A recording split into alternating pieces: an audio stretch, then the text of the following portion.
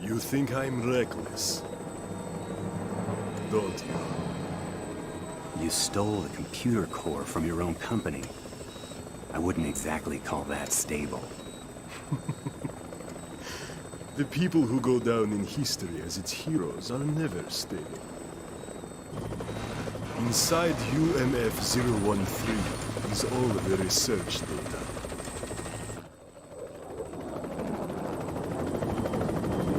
With that, Umbrella will rise from the ashes.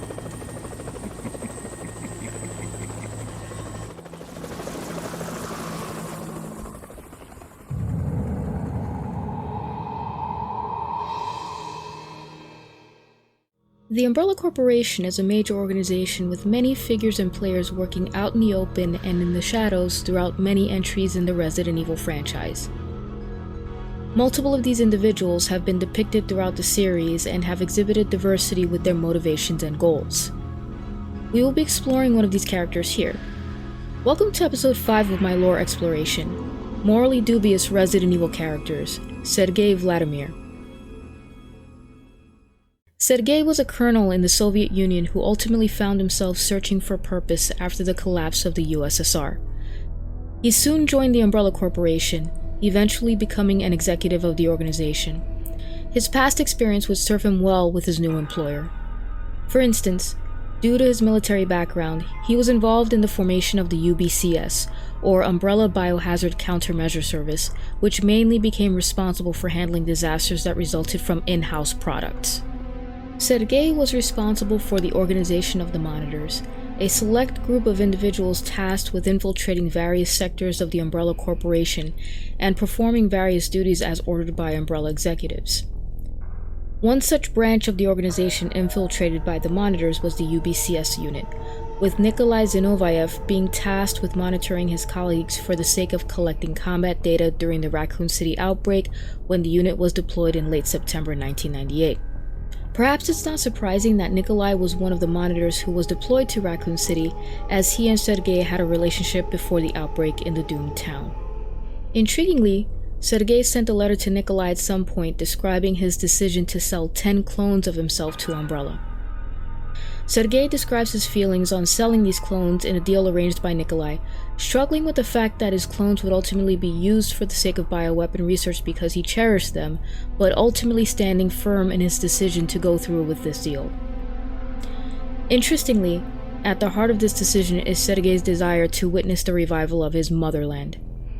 Sergei's profile, accessible as an in-game file in Umbrella Chronicles, describes him as devoted to the ideas of Oswald Spencer, one of the founders of the Umbrella Corporation. The file goes on to mention further that because of this devotion, he established what was described as a radical Spencer faction within the organization.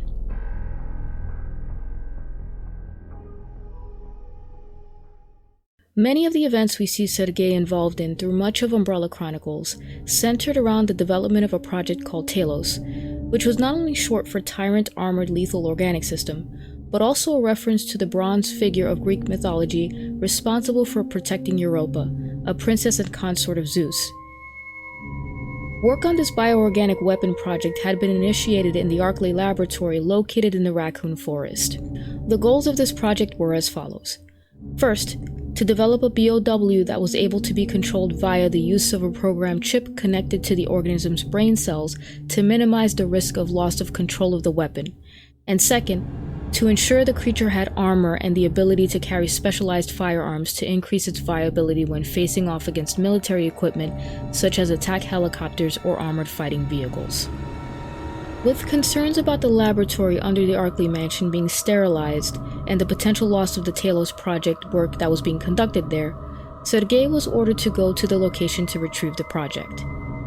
Once there, Sergei first confronted Albert Wesker, Umbrella Information Officer and Captain of the STARS unit in the Raccoon Police Department, who had been tasked with the Training School Reclamation Project, a project aimed at assessing the possibility of reusing this executive training school after it had been abandoned following the 1988 assassination of Dr. James Marcus, one of the founders of Umbrella. Though the Reclamation Project was a task assigned to Wesker by Umbrella, he decided to abandon his employer, describing them as, quote, a sinking ship in the midst of the viral outbreak caused by the revived Marcus. Wesker was confronted by Sergei underneath the school not long after he parted ways with William Birkin, Umbrella researcher and soon-to-be creator of the G-Virus. Perceiving Wesker's insubordination, Sergei's bodyguard BOW, part of a set of modified T-103 tyrants nicknamed Ivan, began to fight Wesker. Successfully defending himself, Wesker took advantage of the distraction resulting from the destruction of the facility thanks to William Birkin setting off its self-destruct mechanism. Sergei decided not to pursue Wesker at that point, instead opting to continue his mission of obtaining the T-A.L.O.S project. Wesker, meanwhile, began to set in motion the plan to lure the Star's Alpha team into the Spencer Mansion in order to obtain combat data. Sergei was successful in acquiring the T-A.L.O.S BOW, and also managed to restrict Wesker's access to Umbrella's data through the use of the Red Queen, a defense AI developed by the Umbrella Corporation created to protect the organization's assets. Sergei had backed up the data to UMF-13, a supercomputer said to have housed enough information about Umbrella to theoretically revive the organization if necessary. Wesker soon learned of this after his death at the hands of the tyrant housed in the Arklay laboratory, and his subsequent revival thanks to the virus he was provided with by Birkin.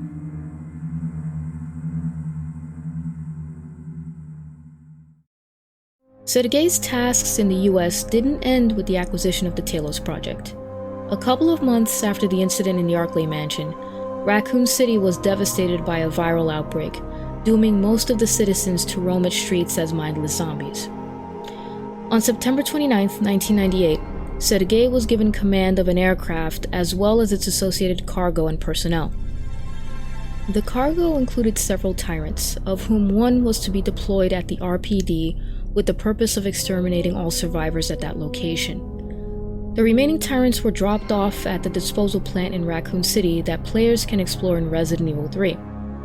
According to a 1999 Famitsu interview with Yasuhisa Kawamura, a writer for Capcom, the tyrants dropped off at the plant were intended to combat US Special Forces deployed to obtain the G-Virus as well as William Birkin, its creator.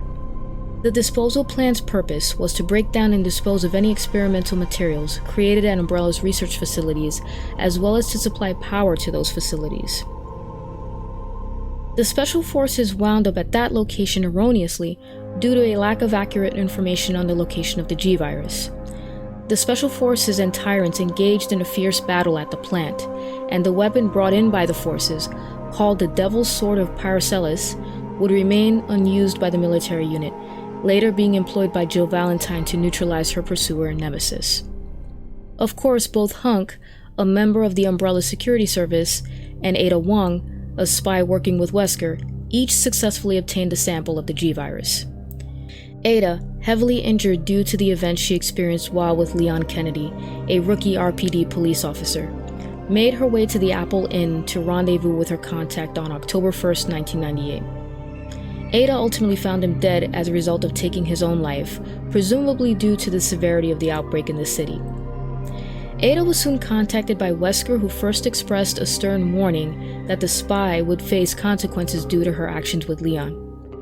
However, when Ada displayed a vial containing a tissue sample from William Birkin, Wesker's disposition changed, and he informed the spy that Raccoon City would soon be wiped off of the map by a government-ordered missile strike. In addition, he also informed Ada that an Umbrella officer was being transported out of the city via helicopter and that it would be her only means of escaping the doomed town. Ada ultimately makes her way to the helicopter, using a hookshot provided to her by Wesker to board it. Sergei was piloting said helicopter and flew himself and an Umbrella officer along with Ada as a stowaway out of Raccoon City mere moments before the missile struck the town.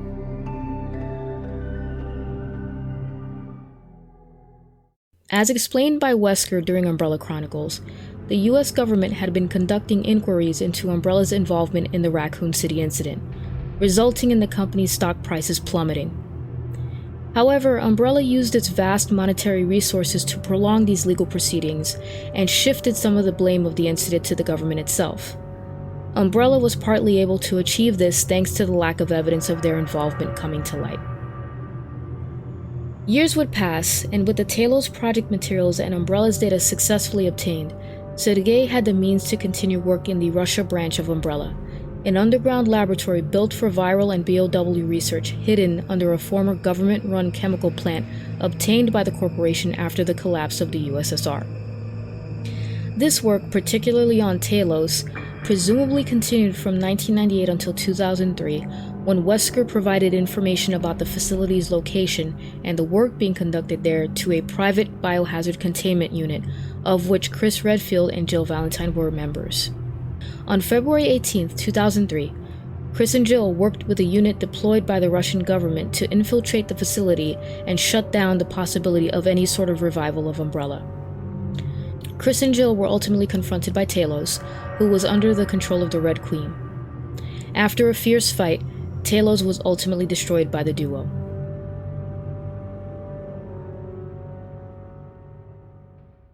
What was Wesker's intention in revealing the location of this facility? Wesker sought to retrieve the data he had originally attempted to obtain while in the Arclay laboratory, and used the deployment of the Biohazard Containment Unit as his opportunity to retrieve this data. Sergei detected Wesker infiltrating the facility and first deployed his Ivan twins to dispose of him. However, Wesker ultimately bested the twins, thanks to abilities he had obtained since his last confrontation with the modified tyrants. Wesker ultimately confronted Sergei, who revealed that he had infected himself with a virus prior to battling him. Wesker emerged victorious and, with no further obstacles in his way, finally obtained the data that had eluded him for 5 years. He ensured that no other copy of the data existed and shut down the Red Queen prior to leaving the facility. Intriguingly, Sergei's mutation during his final confrontation with Wesker led the latter to contemplate if an individual's will somehow influences the course of their body's morphogenesis, and how that would impact Wesker given his infection with the virus supplied to him by William Birkin. The Umbrella Corporation was ultimately found guilty of crimes related to the Raccoon City outbreak, and Oswald Spencer's connection to the corporation's doings was revealed to the US government thanks to an anonymous source reported to have been close to the founder of Umbrella. Wesker can be seen musing about the fact that Spencer is now a fugitive, and how he would now be in control of the world's history. With Spencer a fugitive, and Umbrella's data now in Wesker's hands, Sergei's vision of Umbrella being the key to the revival of his motherland had been all but crushed.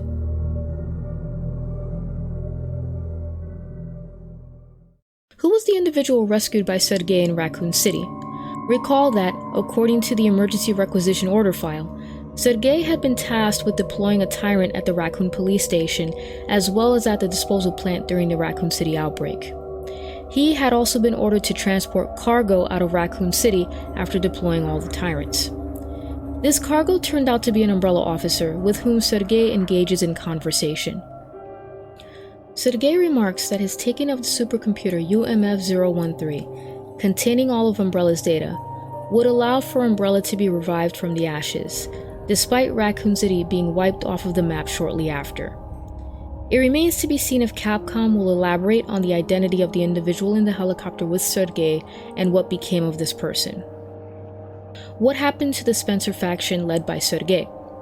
Capcom could always elaborate on who the other members of this pro-Spencer faction are, as well as what became of them after the fall of the corporation. Have I missed an interesting fact about Sergei? Please leave a comment. If you've made it this far, I want to thank you for watching. Please hit that like button and subscribe to be notified when the next episode of this series is uploaded. We can also hang out in my Discord server and during my Twitch live streams. As always, I've referred to the original versions of in-game files, relying on resources such as projectumbrella.net for their translations in order to avoid any localization errors. Catch you guys next time.